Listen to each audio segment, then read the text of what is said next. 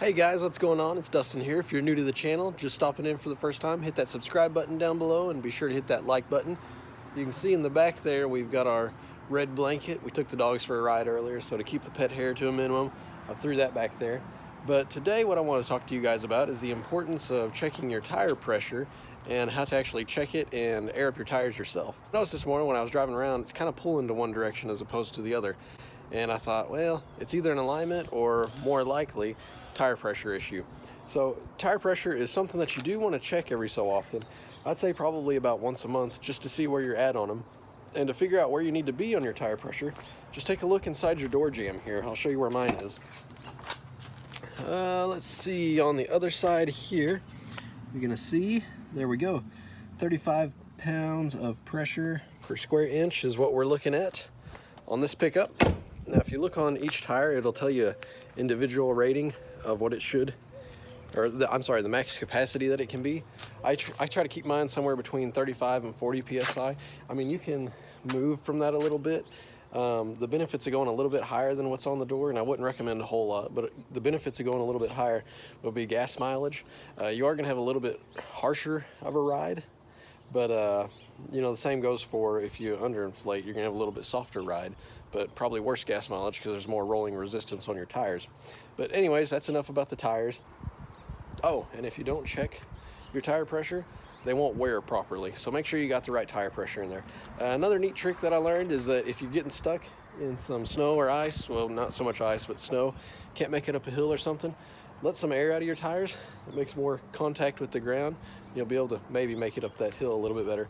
But anyways, I noticed over here, I've got 35 PSI. I've checked it with this little digital gauge that I got at Walmart, just a little slime gauge. It does a great job. You can just click it once here and it'll give you your readout. All you do is set it on the valve, push it up there, and it'll give you your readout. We'll do that here in a second. And then I noticed over here, we're running about 20 pounds. To look at it, you wouldn't necessarily think so, but that's what we're showing. And you want to check them whenever they're cold. And whenever I say they're cold, just means that you haven't been driving it around. Because if you've been driving it around, the air in there heats up and then you don't get a proper reading. So what we're gonna need to check it anyway is just our little gauge. Let's go ahead and do that. Okay, so I've already taken off our valve stem cover, which is right here. I've got our gauge on, so I'm just gonna push it up there. You can see we got 21.5 pounds of pressure. Well, crap, so we've got a low tire. What are we gonna do now? So you could take it to some gas stations. A lot of gas stations will have those air compressors that you can use. You know, you put 25, 50 cents in there and air up yourself.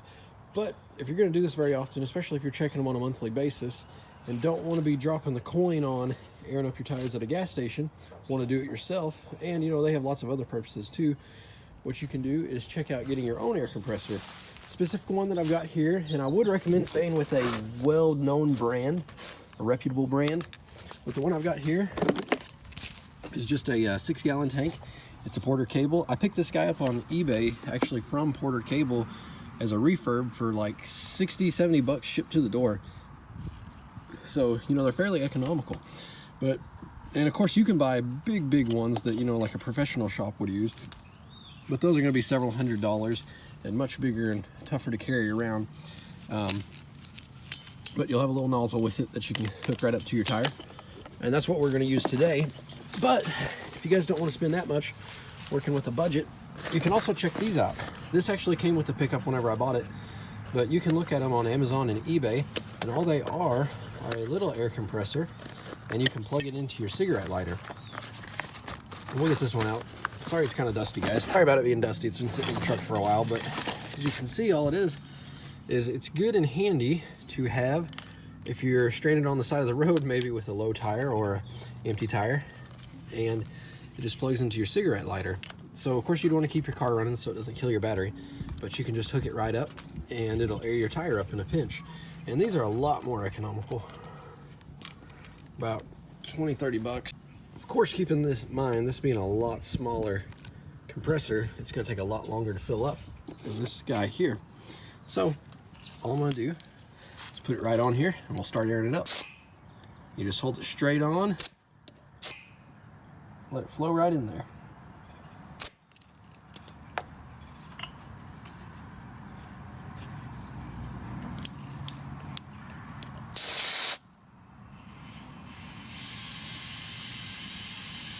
and you can hear the air going in, and if you got a really low tire, you'll see it start going up.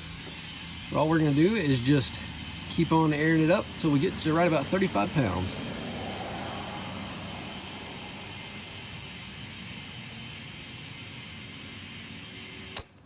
So let's go ahead and check it, see where we're at. Up to 29.5, so let's keep airing a little more. And of course with this small tank here, the more that we air it up, the longer it'll take. Just as the air pressure in the tire gets closer to what's in the tank, it just slows it down. I personally like to keep mine a little bit higher than 35, but for today's demonstration we'll just stick with 35. That way I can get a little bit better gas mileage. And right there, 35.5. That's close enough, so I'm gonna go ahead and leave it where it is. And then what you want to do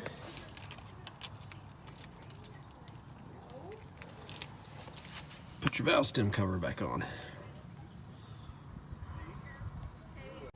Okay guys, so we've got our tire aired up now. It's a good idea to check all 4 of them. I've already done so, made sure where they're at, but you guys get the idea from the video. It's just rinse and repeat.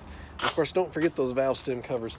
That's always a pesky thing that gets me, is I forget to put them back on, and then I usually set them on top of the tire, and then I drive off and forget them. But anyways, I've got all of them on here. So now I think we'll be driving a lot straighter. We'll get better gas mileage, and our tires are gonna wear way better, so we're gonna get more money's worth for what we paid out of the tires.